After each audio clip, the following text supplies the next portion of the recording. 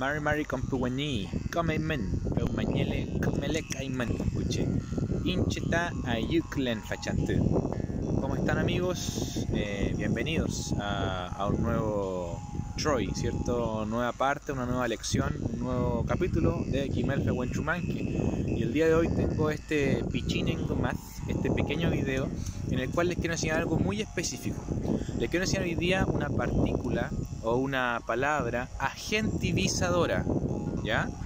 Esta quiere decir que esta palabra nos indica quién, o nos indica de alguien que realiza una acción, ¿ya? Y esta partícula o palabra agentivizadora es fe, como dice acá, fe. Este fe nos indica de alguien que realiza la acción que la acompaña. Vamos a ponernos, por ejemplo, tenemos el verbo chilcatún.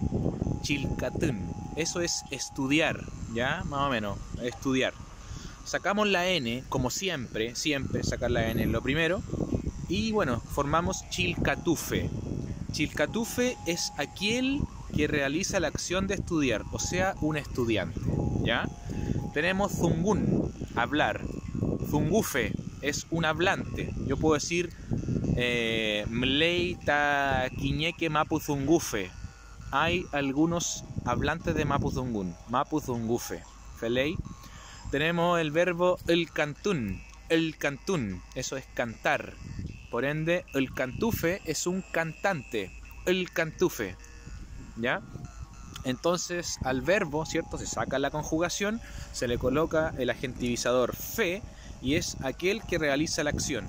Como bonus track, ¿ya? Y entre paréntesis, en el dialecto o la variante huilliche, chesungun, en el chesungun, se ocupa la partícula jo, ¿ya? Entonces un kimeltujo sería un profesor, que es kimeltufe o kimelfe, ¿cierto? En mapudungun más estándar.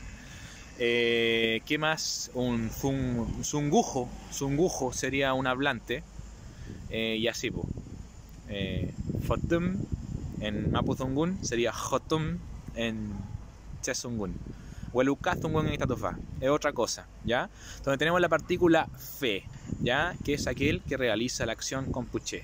Pero mañana son fimen, pero ahí en canengo más meo.